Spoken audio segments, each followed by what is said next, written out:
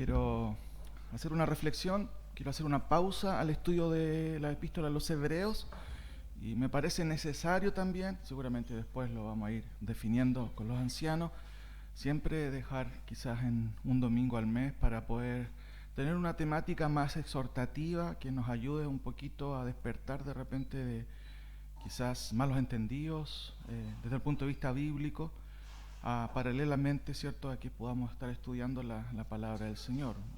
Y en esta mañana quiero hablarles un poquito, mientras ahí aparece la imagen, vamos a estar estudiando ahí en Apocalipsis sobre lo siguiente. Ahí aparece pecados que frenen el avance de la iglesia.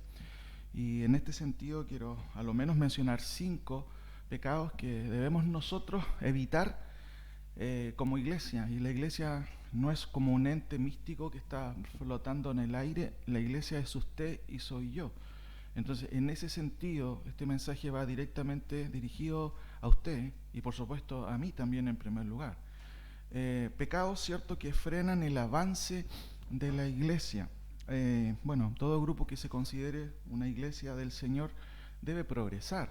Con los años, cada uno de los miembros de una iglesia tiene que ir creciendo en todo el sentido de la palabra, en el conocimiento de la palabra del Señor, pero también en el carácter, ¿cierto?, que demanda el Señor de cada creyente. Ahora, y para eso, por supuesto, tenemos que diferenciar lo que es prioritario de lo accesorio. Lo que es tramoya, ¿cierto? En los teatros siempre está la tramoya atrás, todo el aparataje falso de lo esencial.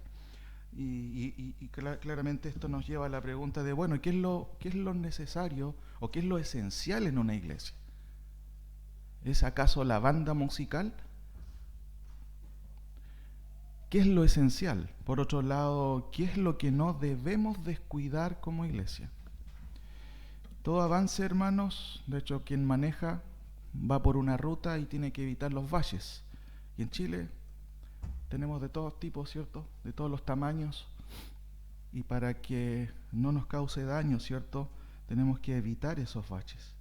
Y por supuesto, en la fe también hay ciertos valles o hoyos que nos pueden desviar del propósito bíblico, de lo que Dios espera, y eso nos puede llevar a un estancamiento en la iglesia.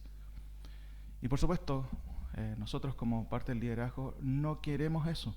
Queremos que la iglesia avance, vaya creciendo, tomando en cuenta lo que Dios ha dicho en su palabra. Cuando ignoramos lo que Dios dice en su palabra, por supuesto el camino va a ser diferente al que Dios desea. En esta mañana quiero hablar de 5 pecados, específicamente, ¿cierto?, que hay que evitar. Y el primero que notamos ahí, por favor vayan a Apocalipsis capítulo 2, es el pecado del desamor. Apocalipsis capítulo 2. ¿Cómo reconocer lo que Cristo desea para la iglesia? Bueno, tenemos varias epístolas en el Nuevo Testamento y de hecho increíblemente, ¿cierto?, las palabras que vemos aquí en los capítulos 2 y 3 de Apocalipsis son palabras del Señor dirigidas a la iglesia. No tenemos epístolas, ¿cierto?, de Jesucristo desde el punto de vista a lo mejor específico, pero aquí claramente tenemos, podríamos decir, subepístolas que Cristo mismo dedica a la iglesia. Ahora, con excepción de Esmirna y Filadelfia, el Señor menciona 5 cuestiones que son específicas de la iglesia en general. A pesar de que son iglesias, ¿cierto?, seguramente ustedes ya lo han estudiado, diferentes, la iglesia universal es una sola. Y eso aplica tanto para las iglesias de Apocalipsis como para nuestra iglesia. Ahora, el pecado del desamor. Dice el versículo 4, ¿cierto? Pero tengo contra ti que has dejado tu primer amor. En la introducción, ¿cierto?, en el versículo 1 dice, escribe al ángel de la iglesia en Éfeso, el que tiene las 7 estrellas en su diestra, el que anda en medio de los 7 candeleros de oro, dice esto: yo conozco tus obras y tu arduo trabajo y paciencia, y que no puedes soportar a los malos, y has probado a los que se dicen ser apóstoles y no lo son, y los has hallado mentirosos, y has sufrido y has tenido paciencia, y has trabajado arduamente por amor de mi nombre y no has desmayado. Pero, y ahí está el pero, tengo contra ti que has dejado tu primer amor. La palabra desamor, hermanos, tiene que ver con esta falta de cariño, ¿cierto?, falta de amor de una persona hacia otra o hacia una cosa. Y este concepto deja ver bastante bien lo que esta iglesia de Éfeso, ¿cierto?, había caído. De hecho, la lectura literal del texto dice, porque el amor tuyo, el primero, has dejado. Siempre cuando hay un reordenamiento de las palabras en el Nuevo Testamento, siempre se hace porque se quiere dar importancia a eso. Me recuerdo, por ejemplo, cuando Hebreos, ¿cierto?, habla de que la palabra es viva y eficaz. De hecho, el texto original empieza con viva es la palabra. Siempre la idea de poner en primer lugar el énfasis. Y aquí, porque el amor tuyo, el primero, has dejado. Hermanos, el desamor es la falta de amor, como dije, o cariño por una persona. Y la expresión has dejado tu primer amor lleva de manera explícita la idea de haber permitido tal situación.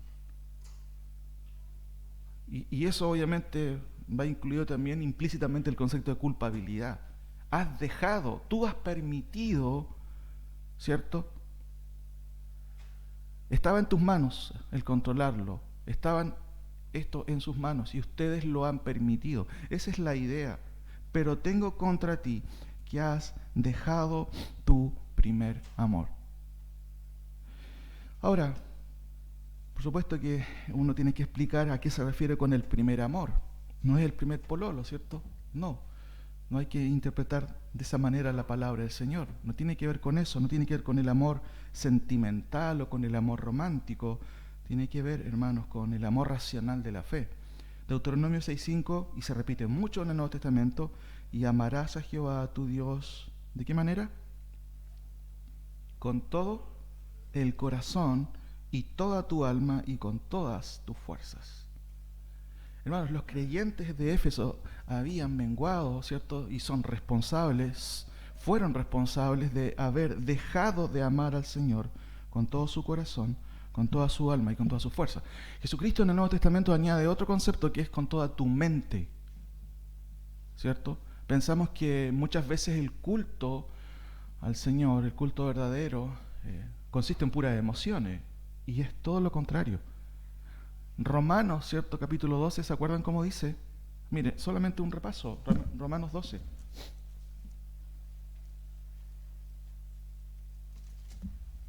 El apóstol Pablo hace un resumen tomando cierto lenguaje del Antiguo Testamento también.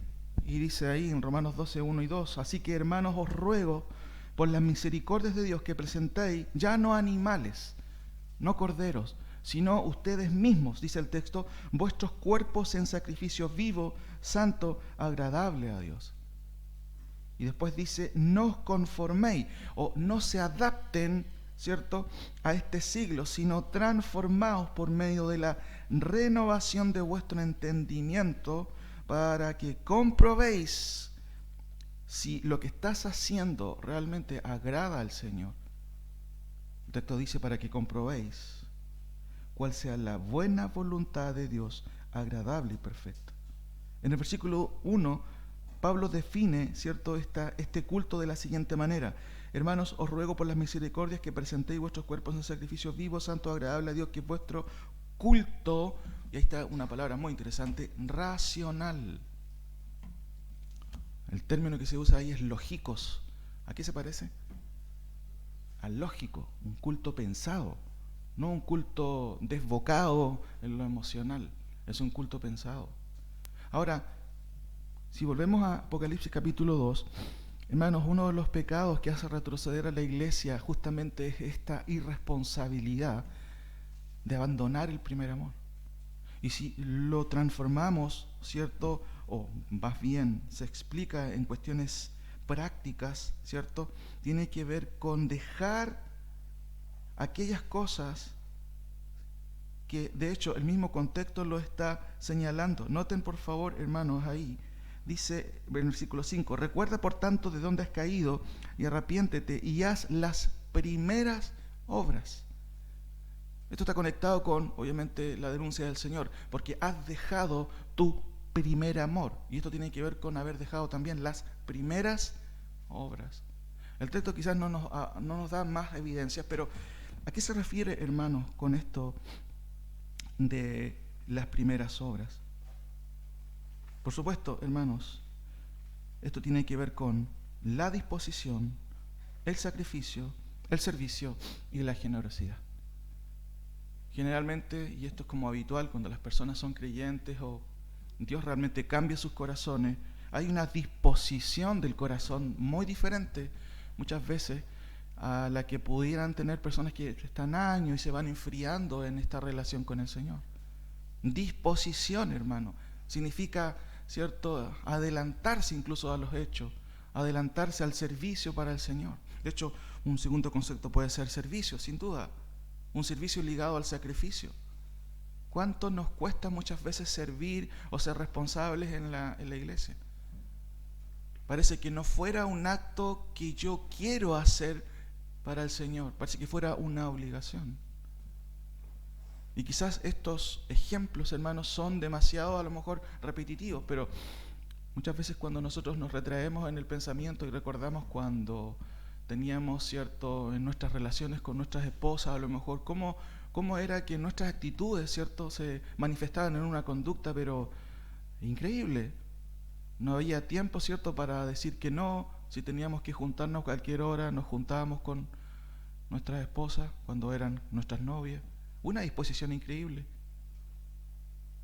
Pero el pecado, hermanos, aquí es haber dejado, y eso implica, vuelvo a repetir, la responsabilidad de haber soltado, como se dice, ¿cierto?, esta responsabilidad, de haber dejado las cosas ahí nomás. Pero tengo contra ti que has dejado tu primer amor. Ahora, hermanos, esto es lo primero que notamos, el pecado del desamor. Quiero que me acompañen también a otro versículo que nos ayuda un poco a entender cuál es el segundo pecado que también amenaza a la iglesia, el progreso de la iglesia.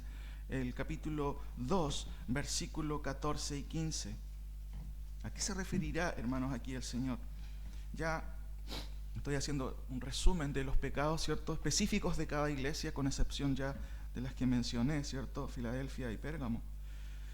Dice el versículo 12: y escribe al ángel de la iglesia en Pérgamo, el que tiene la espada aguda de 2 filos, dice esto: yo conozco tus obras y donde moras, donde está el trono de Satanás, pero retienes mi nombre y no has negado mi fe, ni aun en los días en que Antipas, mi testigo fiel, fue muerto entre vosotros, donde mora Satanás.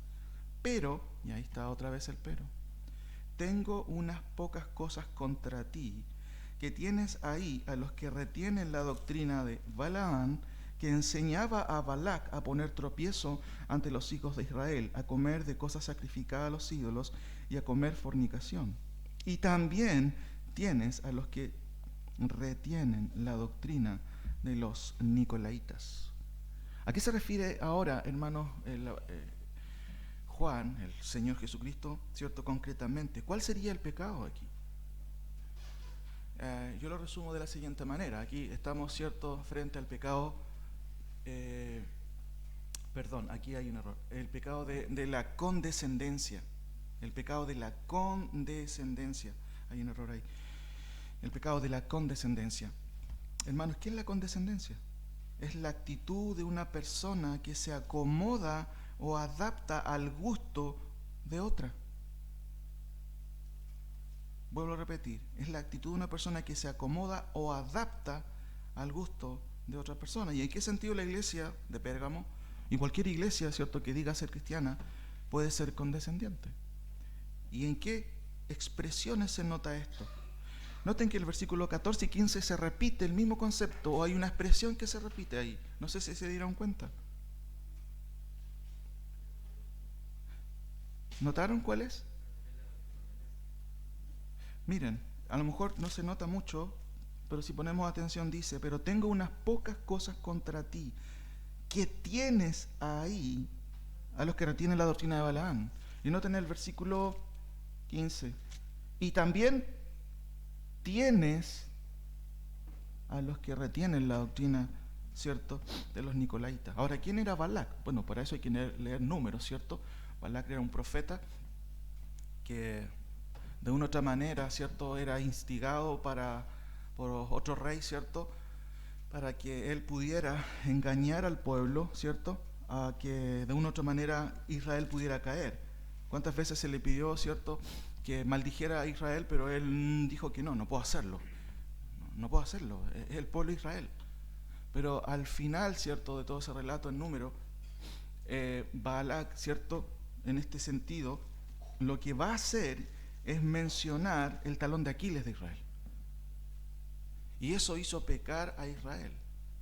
En el lenguaje criollo, nosotros, en cierto sentido, podemos decir, él como que le picó la guía para que cometieran ese error.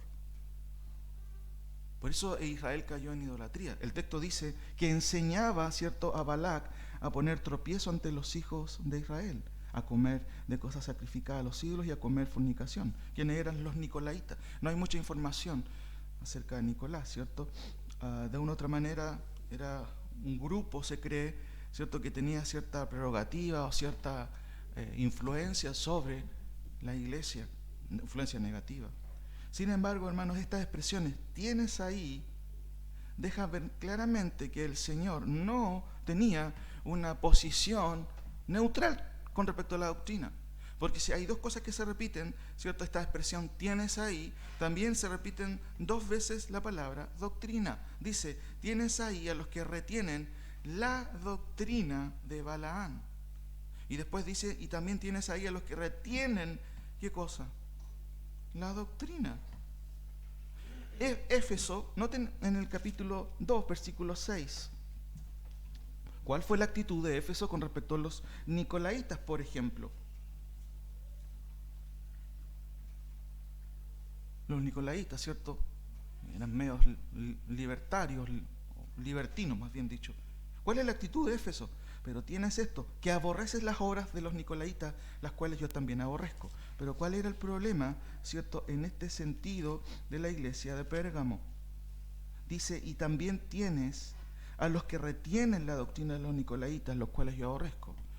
Hermanos, Éfeso como iglesia aborrecía a los nicolaitas y de hecho no les permitía también ejercer su falsa enseñanza.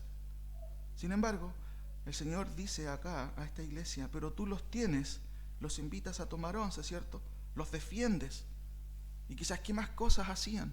No, pero hay que tener amor, seguramente decía esta iglesia. La condescendencia, hermano, es permitir cosas que Dios no permite.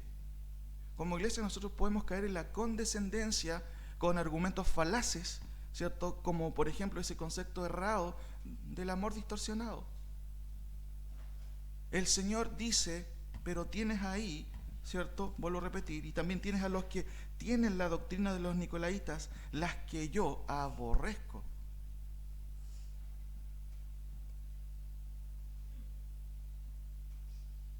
El primer pecado, ¿cierto?, tiene que ver con el desamor.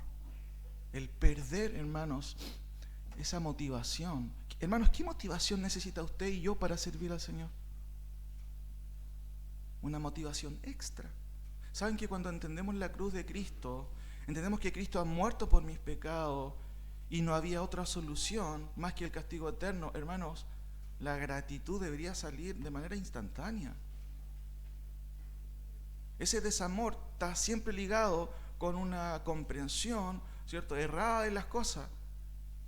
Nos pasa, ¿cierto?, muchas veces cuando como hijos no valoramos lo que nuestros padres nos dicen, porque en nuestra sabiduría muchas veces, ¿cierto?, entre comillas sabiduría, a veces los padres no tienen idea o son anticuados. Curiosamente, cuando pasan los años, eso va cambiando. Hace un par de meses, claro, sí, murió un tío nuestro, un hermano de mi mamá, tío Gilberto, la tía Noemí, la esposa de mi tío Gilberto, pastor, y hace un mes, diría yo, acaba de morir mi tía. Y me llama un primo que es pastor, algún día quiero invitar a Adiel, a que nos hable aquí también. Y una de las cosas que me decía, Joel, ¿sabes qué? No valoré mucho a mis padres.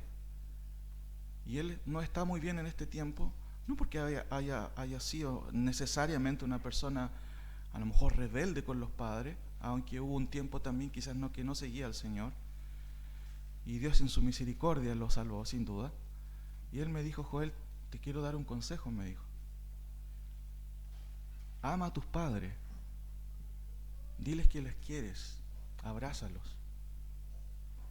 Me encontré con un montón de gente, quizás mi padre no tenía mucho que decirme teológicamente hablando, a lo mejor le faltaban muchas cosas, un pastor pentecostal, pero muchas personas se me acercaron, me dice él, a decirme muchas gracias. Su padre me ayudó en esto, me ayudó en esto otro. Hizo muchas cosas que yo quizás no valoré, me dijo. Hermanos, la condescendencia, ¿cierto?, tiene que ver, en primer lugar, recuerden, antes de la condescendencia está el dejar el primer amor. Esta disposición de servir al Señor con ganas, teniendo claro el orden de prioridades. ¿Se acuerdan cuando Jesucristo dijo, si alguno quiere venir en pos de mí? ¿Se acuerdan? ¿Cuál es el primer requisito? Niéguese a sí mismo, tome su cruz y sígame. Todos querían seguir al Señor y Él le decía, ay, paren un poquito. Si alguno quiere venir en pos de mí, lo primero que tiene que es negarse. Y a veces pueden pasar una vida, hermanos, nosotros podemos experimentar esto en la iglesia. Muchas veces hay personas que pasan una vida en la iglesia, pero nunca se comprometen con el Señor. Quizás no porque haya una deficiencia en la exposición y en la claridad de los términos que Dios pide, sino simplemente porque no hay un interés superior por el Señor. Hay un interés superior por otras cosas. El primer pecado, entonces, hermanos, tiene que ver con este desamor, con esta pérdida. Recuerden que el primer concepto es que has dejado, tú lo has permitido. No tiene nada que ver con los hermanos, con la circunstancia, con el país, no, tiene que ver conmigo y porque yo he dejado eso. El segundo pecado tiene que ver con la condescendencia. Condescendencia. Esto de permitir cosas. Mientras preparaba este tema, me parece que un ejemplo muy gráfico es cuando muchas veces vamos al supermercado y hay mamás con sus niños, ¿cierto? Y a veces los niños hacen un tremendo escándalo. ¿Ha tocado ver esa figura, no? ¿Y qué dice la mamá? Ay, Pablito. Esa condescendencia casi culposa. Hermano, esa tendencia se ve cada vez más en el día de hoy. Aceptar todo, permitir todo.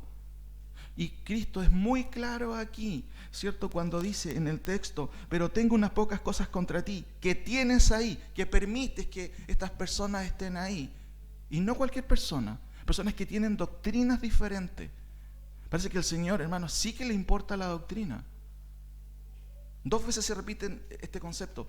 Tienes ahí a esas personas, tienes ahí a los baladitas y tienes también ahí a los nicolaitas. ¿Qué está diciendo el Señor en otras palabras? ¿Por qué tienes a esas personas ahí? Señor, es que hay que amar a los enemigos.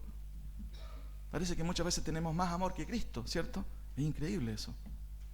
Pero tienes ahí a los nicolaitas, a los cuales yo aborrezco, le dice a Éfeso. Éfeso reaccionó bien, ¿cierto? Pero esta iglesia, en este contexto, ¿cierto? Pérgamo, no estaba reaccionando bien. ¿Cuál será el tercer concepto, hermano, o el tercer pecado en los que podemos caer nosotros? Recuerden, pecados que frenan el avance de la iglesia. ¿Qué frena el avance de la iglesia? La pérdida del amor, este primer amor. Esta disposición de entregarme en servicio al Señor. El segundo pecado es el pecado de la condescendencia, ¿cierto? Que tiene que ver con aceptar cosas, con permitir cosas que el Señor, por supuesto, no aprueba. Acompáñenme al versículo 20.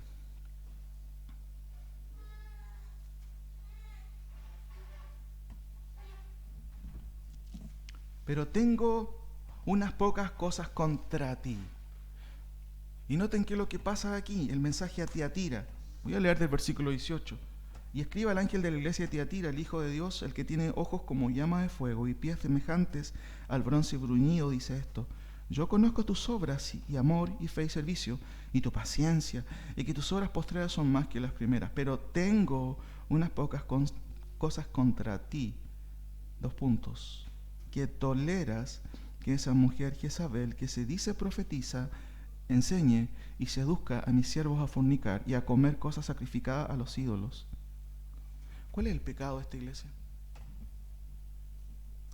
Justamente aquí debería ser, ahí está al revés.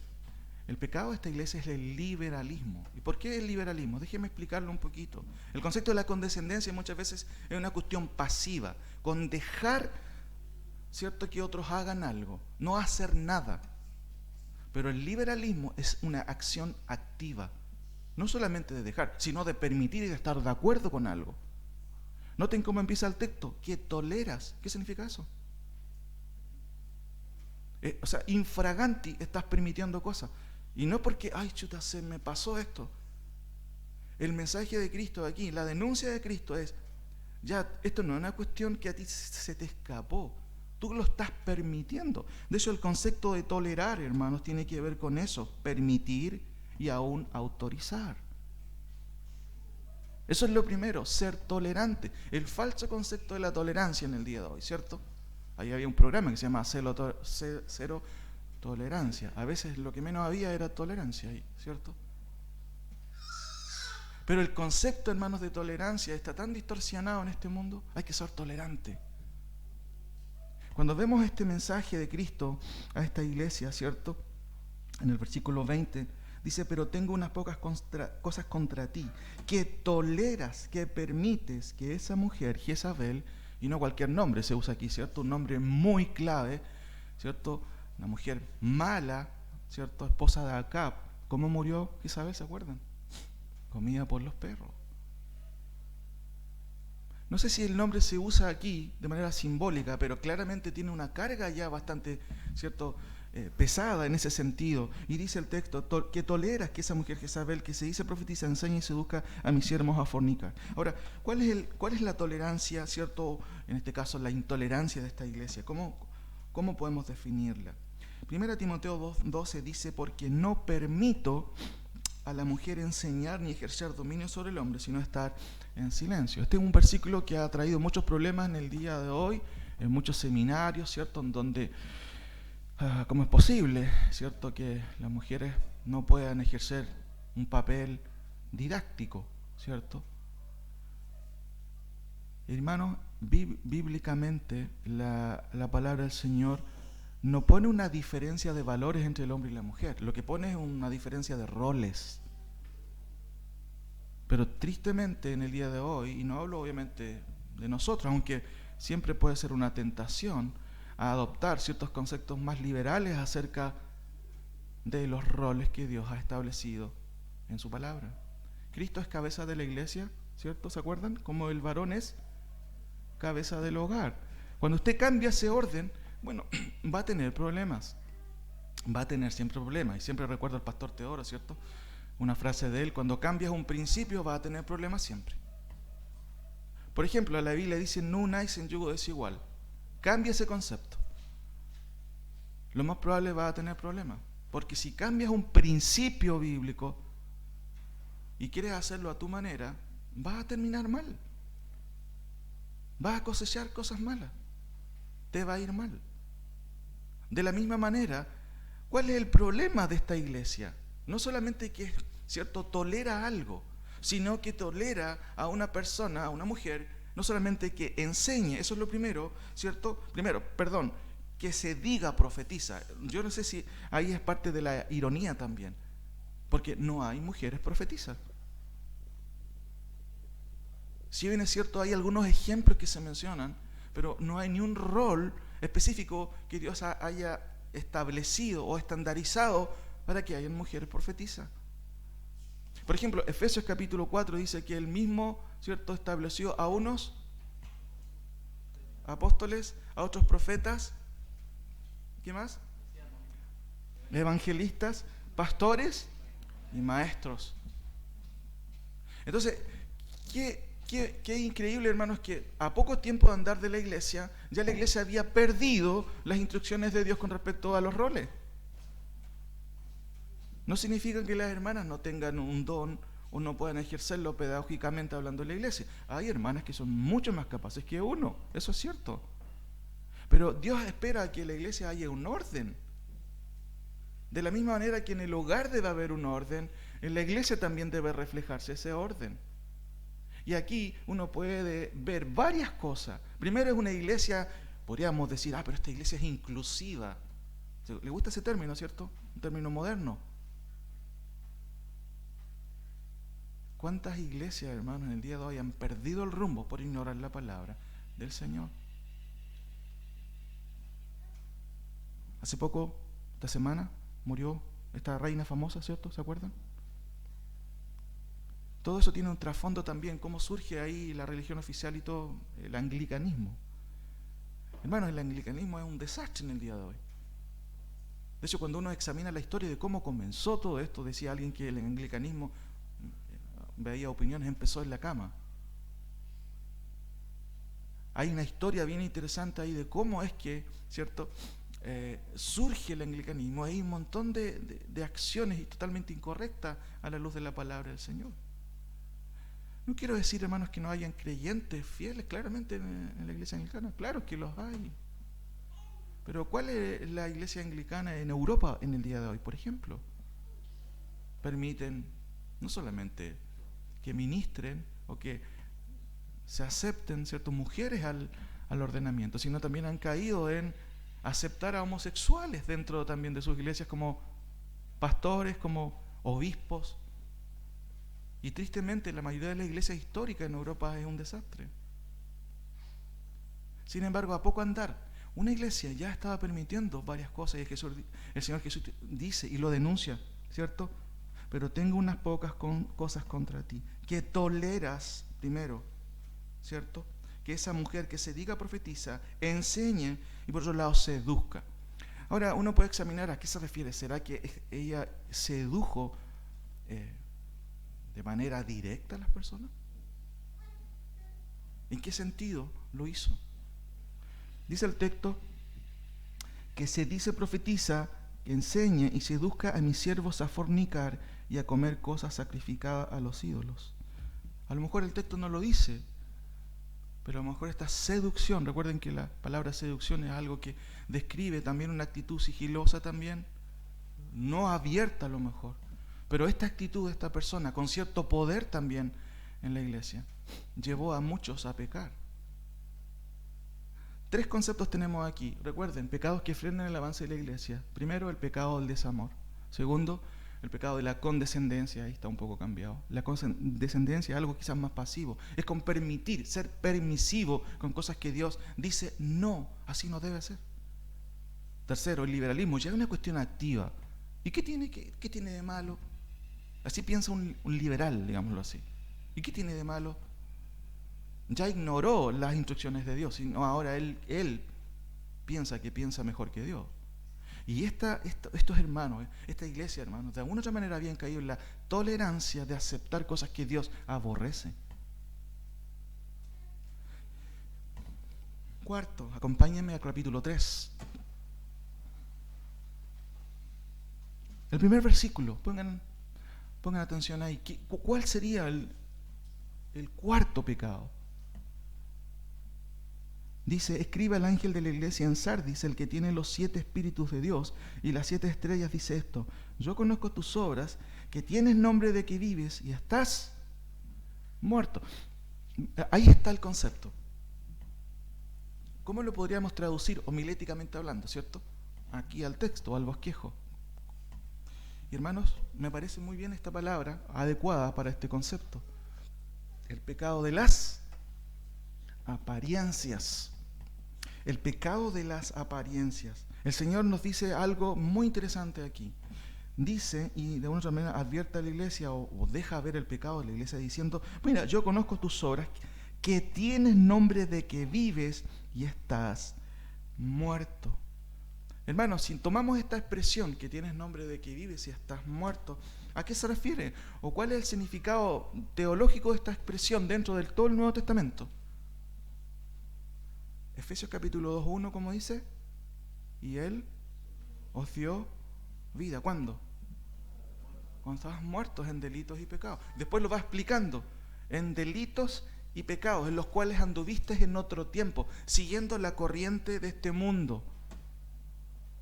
Siempre estos conceptos tienen que ver, hermanos, con la cuestión de la vida espiritual de las personas. Tienes nombre de que vives, pero estás muerto.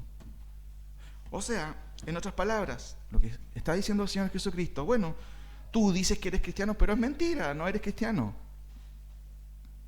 Tú dices que conoces al Señor, pero es mentira, porque tu forma de conducirse no deja ver que no conoces al Señor. Claro, y ahí viene el concepto, ¿cierto? Por sus frutos.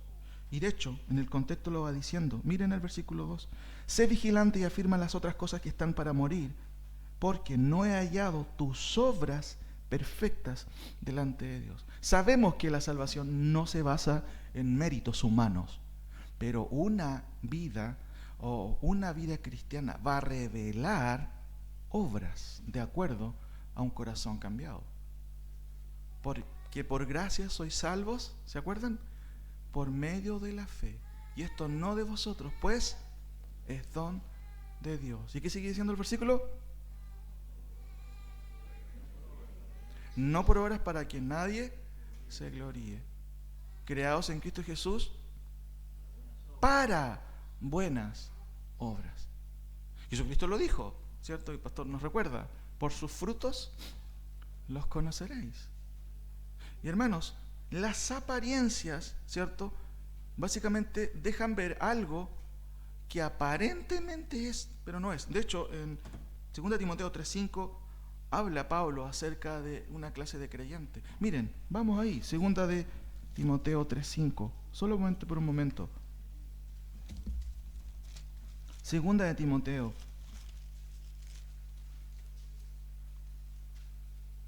3:5. De hecho, él advierte al apóstol Pablo. También debes saber esto, Pablo a Timoteo, que en los postreros días vendrán tiempos peligrosos. Y hay una lista de cosas que Pablo advierte a Timoteo. Mira, habrán hombres amadores de sí mismos, avaros, vanagloriosos, soberbios, blasfemos, desobedientes a los padres, ingratos, impíos, sin afecto natural. Eso tiene que ver con la pérdida del amor por los padres, por los hermanos, por los más cercanos. Implacables, calumniadores, intemperantes, crueles, aborrecedores de lo bueno, traidores, impetuosos, infatuados, amadores de los deleites más que de Dios, que tendrán, ¿qué dice su Biblia? Apariencia de piedad, pero negarán la eficacia de ella. A estos, invítalos a las casas, ¿cierto? ¿Cómo dice el texto? A estos se evita, que tendrán apariencia de piedad, ¿cierto? Dice Pablo, pero negarán la eficacia de la piedad. ¿Qué significa negar la eficacia de la piedad? Bueno, la Biblia nos dice que debemos ser santos. ¿En qué áreas de nuestra vida? En Pedro dice, en toda vuestra manera de vivir. Las apariencias, hermanos. Ahora, vuelvo a repetir, el concepto de apariencia es el conjunto de características que parece poseer una persona o cosa, pero que en realidad no tiene. Y hermanos, en el día de hoy nosotros vivimos en una era de apariencias. Basta ver lo que sucede en los trabajos. ¿Quién aparenta más? Hermanos, ¿cuál es el pecado aquí? El cuarto pecado, el pecado de las apariencias. Pero ¿cuál, concretamente hablando, es lo que está diciendo el Señor? Que tienes nombre de que vives y estás muerto. Ahora, ¿qué recomienda el Señor para alguien, ¿cierto?, que tiene nombre de que vive, pero está muerto? De hecho, Pablo a los Corintios dice, examinaos si estáis en la fe. ¿Se acuerdan? Capítulo 13, versículo 5. Si se lo parafraseo, Pablo está diciendo, revísense. Pueden que ustedes digan que son creyentes, pero a lo mejor no lo son. ¿Y cuál es el consejo del Señor, hermanos, en el versículo 3? Miren, léanlo por favor, para que ustedes puedan ver qué es lo que Dios aconseja. De hecho, del versículo 2 en adelante, el Señor recomienda algo para quien tiene nombre de que vive, pero está muerto. Muerto espiritualmente. Alguien que aparentemente parece cristiano, pero no es cristiano. ¿Cuál es el consejo del Señor? Versículo 2, versículo 3. ¿Cuál es el consejo? ¿Qué recomienda el Señor? Y aquí uno puede tener una excusa también. De hecho, hace años recuerdo en una clase que tuve en el seminario, en el instituto, con el hermano Andrés de Felice, no sé si alguien se acuerda de él. Era un gringuito italiano, una mezcla bien rara. El hermano de Felice. y él nos planteaba el tema del calvinismo versus el arminianismo en el evangelismo. Con el tiempo, obviamente, empezamos a practicar el evangelismo y nunca nos encontramos con esta discrepancia muchas veces que puede salir como excusa. Nunca me encontré con una persona que al predicar el evangelio nos dijera, o nosotros le dijéramos, mira, el Señor Cristo murió por los pecados de los elegidos. Yo no sé si tú eres un elegido, pero por si acaso igual te predico. Hermano, eso le dice el Señor a esta iglesia. ¿Cuál es la recomendación? Porque si le está diciendo de que tienes nombre de que vives, pero no vives, estás muerto. En el fondo le está diciendo, tú dices que eres creyente, pero no eres creyente, no has nacido de nuevo. Y uno puede recordar la conversación de Jesús con Nicodemo. Nicodemo, una persona que había nacido, ¿cierto?, tomando, digámoslo así, leche espiritual del Antiguo Testamento, la Torá, las Escrituras, el Pentateuco, conocía todo, pero le faltaba una cosa, lo más importante, no había nacido de nuevo. ¿Y qué le dice el Señor a Nicodemo? No sé, Nicodemo, si eres parte de los elegidos, no sé. Hermano, ¿sabes que no le dice eso? Y a mí me llama la atención aquí, qué interesante, porque uno puede decir, yo no sé si soy elegido. Nada, aunque la doctrina de la salvación soberana de Dios es parte de lo que la enseñanza de la palabra del Señor, valga la redundancia, no se enseña. Noten el consejo que le da el Señor. Dice, primero, sé vigilante, date cuenta, ¿cierto? Y afirma las otras cosas que están por morir, porque no he hallado tus obras perfectas delante de Dios. Esa es la advertencia. O tus obras no son perfectas en el sentido de que no muestran que son obras o hechos de una persona creyente. Y después dice, acuérdate pues de lo que has recibido y oído, y guárdalo y arrepiéntate, pues si no vendré, ¿cierto? Si no velas, vendré sobre ti como ladrón y no sabrás a qué hora vendré sobre ti. Miren qué interesante. Acuérdate de lo que has recibido. ¿Cuántos de ustedes aprendieron la palabra desde pequeño?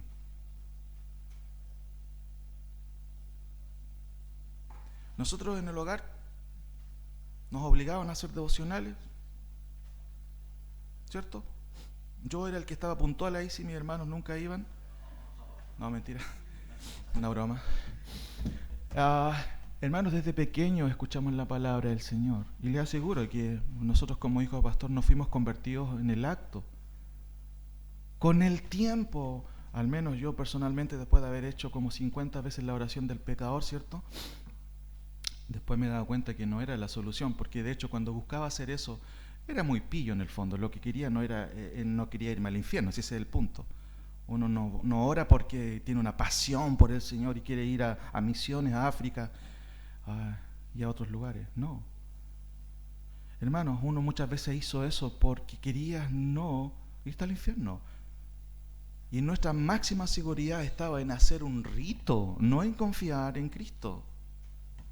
Ahora, acuérdate de lo que has recibido, mas a todos los que le recibieron, a los que creen en su nombre, les dio potestad de ser hechos hijos de Dios. Claro, el versículo 3 es clave, los cuales no son engendrados de carne ni de sangre. Ahí está el concepto de la soberanía de Dios. Pero Jesucristo, hermanos, ni siquiera tiene que apelar a cuestiones que nosotros nos hemos complicado con la historia, ¿cierto?, de los dogmas. No, Él dice, acuérdate de los que has recibido y oído y guárdalo. ¿Y cuál es el significado de esta palabra que se repite mucho en el Nuevo Testamento, en el Antiguo también, de guardar? ¿Cuál es el significado concreto de eso? Guárdalo. El que me ama, guarda mi palabra. ¿Qué significa eso? Obedecerlo. Jesús nos dice, tú no sé si eres elegido. Dios te llama a obedecer porque eres responsable de haber escuchado. Dice el texto, acuérdate de lo que has recibido. Y segundo, y oído, guárdalo. Y otra cosa menciona, noten por favor, en el versículo 3, y arrepiéntete. No dice que tengas remordimiento, dice que te arrepientas. ¿Remordimiento qué es, hermano? Es llorar. Me gusta mucho la frase antigua, es como tener lágrimas de cocodrilo. ¿La conoces esa expresión? Ahora, si hacemos un resumen, nos queda un concepto, un pecado, ¿cierto? Pecados que frenan el avance de la iglesia, el pecado del desamor, el pecado de la condescendencia, el pecado del liberalismo, el pecado de las apariencias. Y finalmente, en el versículo 15 y 16 tenemos el último concepto, o el último pecado que debemos evitar. Yo conozco tus obras. Jesucristo le dice a la iglesia de Laodicea, ¿cierto? Laos, la palabra pueblo, tiene que ver con el gobierno del pueblo. Era una iglesia bastante democrática, ¿cierto? Y dice, yo conozco tus obras, que no eres frío ni caliente, ojalá fuese frío o caliente.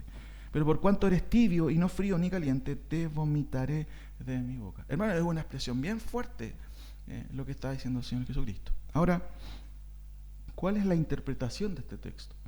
Bueno, por ahí hay varias. Una, esto es como una especie de grado de espiritualidad. Obviamente esto se deduce de una lectura superficial del texto. Frío vendría siendo algo que no hay que hacer, tibio, algo mejor, y caliente, mejor todavía. Esto es como la ducha, ¿cierto? No, frío, no. Tibio, un poquito mejor. Si es caliente, es bueno. Pero eso no es la interpretación de este versículo. O también extremos, ¿cierto? Frío o caliente son extremos. Lo bueno es estar al medio. No hay que ser ni muy extremo. Eso tampoco es la interpretación del texto. Cuando el Señor dice, yo conozco tus obras, que no eres frío ni caliente, ojalá fuese frío. Noten lo que dice, ojalá fuese frío o caliente, pero por cuanto eres tibio y no frío ni caliente, te vomitaré de mi boca. O sea, el ser equilibrado aquí o el estar al medio, ese es el error más grande que puede haber. Y ahora, hermanos, ¿cuál es la interpretación correcta de este texto? Seguramente ustedes ya lo han aprendido, pero la Odisea, ¿cierto?, era un lugar donde las aguas no eran muy buenas. De hecho, se tenía que traer de Hierápolis, ¿cierto? Hierápolis era una ciudad que quedaba como a 10 kilómetros de la Odisea, que tenía aguas termales, aguas medicinales en este sentido. Pero para traer esa agua a la Odisea, había que, ¿cierto?, hacer ciertos conductos, y esa agua, como era muy largo el trayecto, salía calentita. ¿Y cómo llegaba a la Odisea? Llegaba tibia. Pero también, cerca, también, en otro extremo, hacia otra dirección, Colosas también proveía de agua a la Odisea. Y de Colosas habían aguas frescas de manantiales, ¿cierto?, heladas, que eran claramente frescas, ¿cierto?, en este sentido.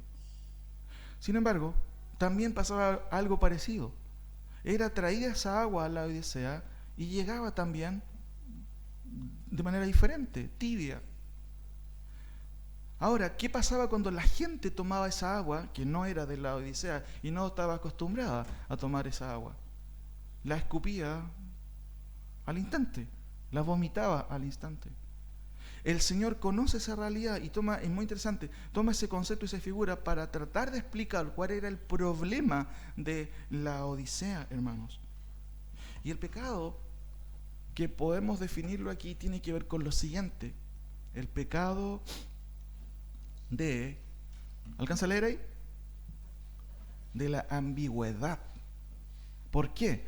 Déjenme explicarle este concepto, habiendo entendido cuál es el contexto de esta expresión que usa el Señor. Por cuanto, dice el versículo 15, yo conozco tus obras, que ni eres frío ni caliente, ¿cierto? Ojalá fuese frío o caliente, pero por cuanto eres tibio y no frío ni caliente, te vomitaré de mi boca. ¿Qué es lo que está diciendo el Señor a la luz de del uso de contexto, ¿cierto?, a propósito de nuestras clases de hermenéutica? ¿Qué es lo que está queriendo decir el Señor? Si el agua fría era útil, el agua caliente también era útil. Pero el agua en este caso de la Odisea, no era ni caliente ni fría. O sea, no servía.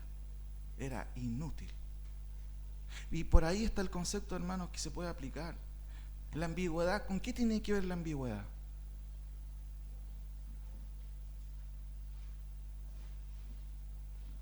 ¿A qué nos remite este concepto? ¿O qué nos recuerda en el tema de la ambigüedad? tiene que ver con respuestas como, no sé, ¿qué te parece esto? No sé, no tengo idea.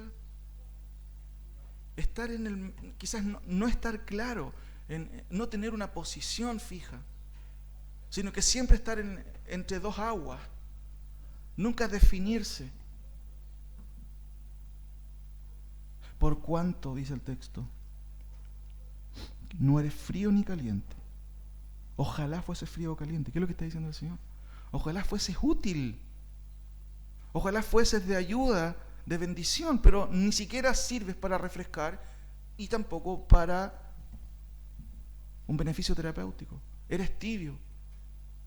¿Cuál es el juicio de parte de Dios? Por tanto, te vomitaré de mi boca.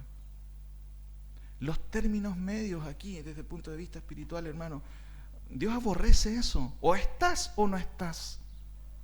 O sirves al Señor a medias, ¿cierto? O le sirves de verdad. O te comprometes con el Señor de una vez por todas y dejas esta ambigüedad. Bueno, ¿vas a la iglesia o no? Sí, voy de repente. Pero te comprometes. No, aquí no hay que estar muy adentro ni muy afuera. ¿Cierto? ¿Has escuchado esas expresiones? ¿Qué es lo que dice el Señor de eso? Por cuanto ni siquiera sirves para una cosa o para otra, no me sirves, te vomitaré. Yo no quiero hacer de esa expresión, el texto no lo explica más allá.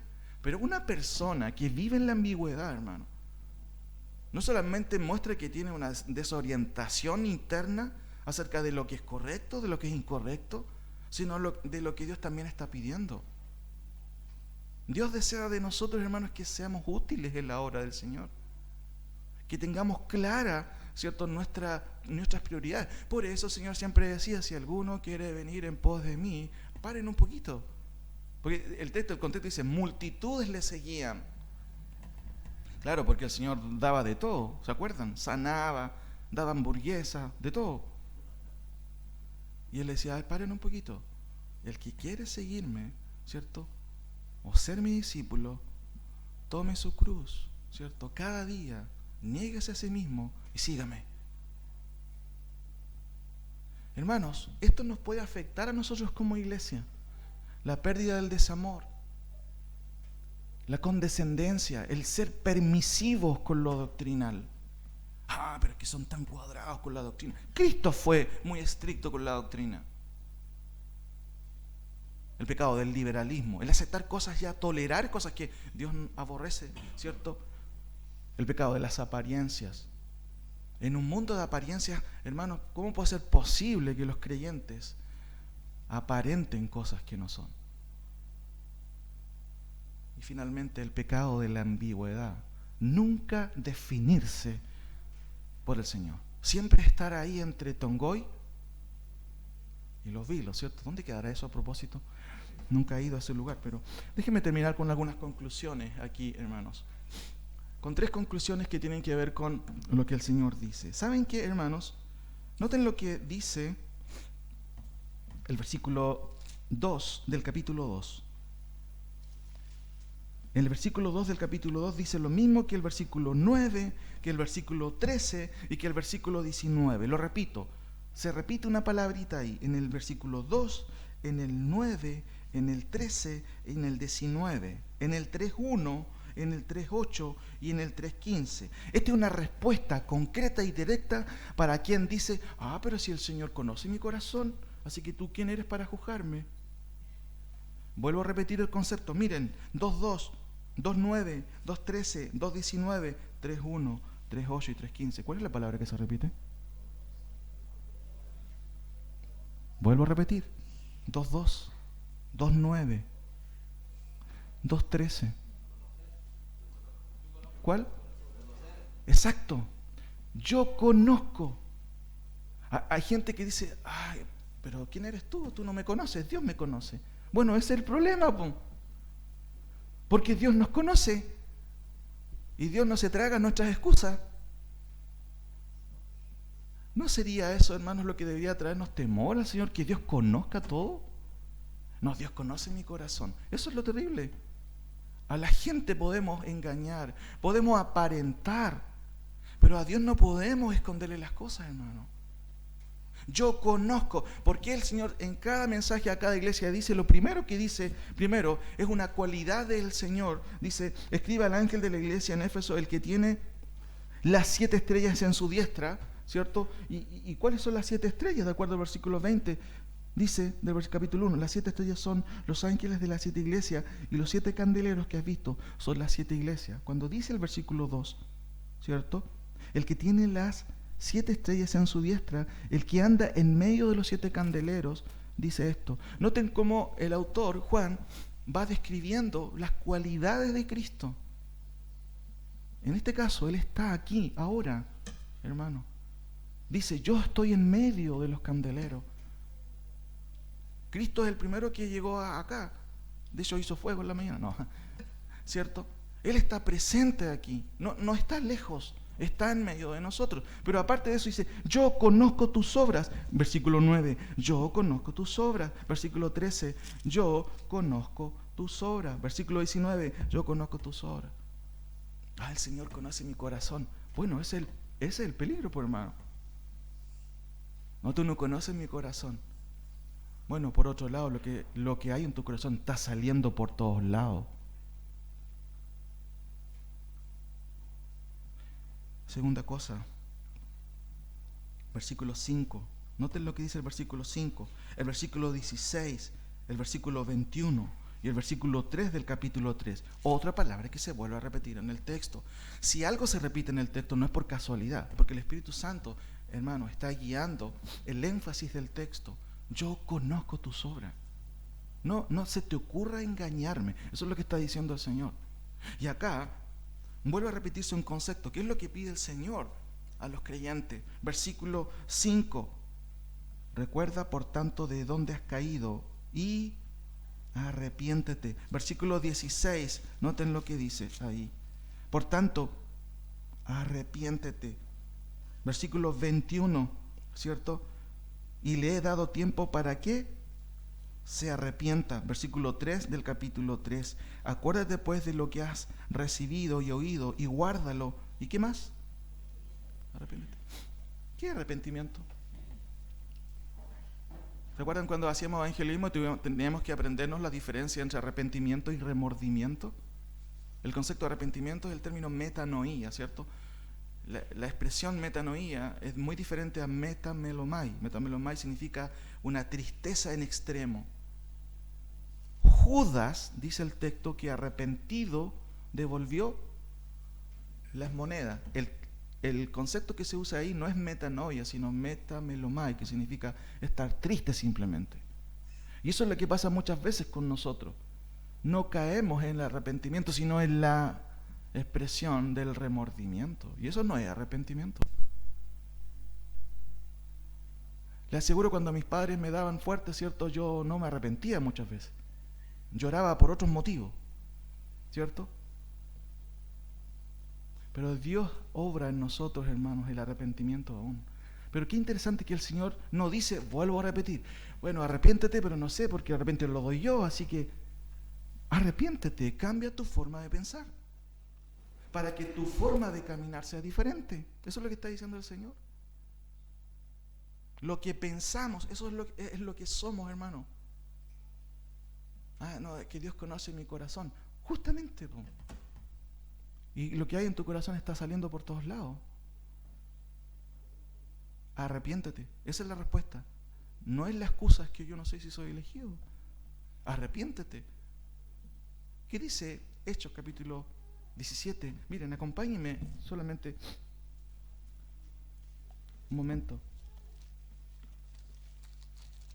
Hechos capítulo 17, versículo 30. Pero Dios, habiendo pasado por alto los tiempos de esta ignorancia, ahora manda a los elegidos, dice eso el texto, manda a todos los hombres en todo lugar, ¿a qué cosa? A que se arrepienta. ¿Y por qué tengo que arrepentirme? Bueno, ¿qué dice el versículo 31? Por cuanto ha establecido un día en el cual juzgará al mundo con justicia por aquel varón a quien designó, dando fe a todos con haberle levantado a los muertos. Viene un juicio. Y la única manera de que tú puedas salir librado de ese juicio es que te arrepientas y corras a Cristo. Esa es la única solución.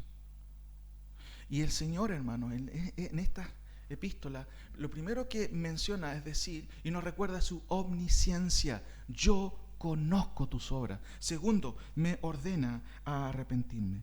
Pero hay otra cosa que a mí me llama la atención interesante, y con esto voy terminando. También Dios lo que hace muchas veces, y es lo que vemos en Romanos capítulo 1, cuando el hombre, ¿cierto?, claramente es descrito por el Señor, el hombre incrédulo, que habiendo visto la creación, habiendo visto la revelación de Dios, siguen su predicamento, Dios los abandona a su propio destino. Noten lo que dice el versículo 9 del capítulo 3. El mensaje a Filadelfia. Filadelfia no tiene pecados concretos a los cuales Dios menciona, pero sí, en el versículo 9 menciona algo ahí. He aquí, yo entrego de la sinagoga de Satanás a los que se dicen ser judíos y no lo son, sino que mienten. He aquí, yo haré que vengan y se postren a tus pies y reconozcan que yo te he amado. En otra parte del versículo, ¿cierto?, en otra parte de estos capítulos, también el Señor, ¿cierto?, sanciona también incluso la posibilidad de que el candelero sea quitado. Noten el versículo 5 a la iglesia de Éfeso. Recuerda por tanto de dónde has caído y arrepiéntete ya es la primera hora, pues si no, vendré pronto a ti, quitaré tu candelero de su lugar. Aquí hay juicios de parte de Dios. En el caso del mensaje a Filadelfia dice, yo entrego de la sinagoga de Satanás a los que dicen ser judíos y no lo son. Hay un juicio concreto ahí de parte del Señor a este grupo de personas. Pero también, por ejemplo, en el caso de Éfeso, una de las advertencias y juicios es quitar ese candelero. Y desde el punto de vista de la interpretación del texto mismo en el contexto, el candelero es la iglesia. Hermanos, ¿cuántas iglesias han desaparecido? En Europa, muchos templos que se usaban para el servicio del Señor y el culto cristiano, en el día de hoy están transformados en restaurante, en pub, porque Dios salió de ahí.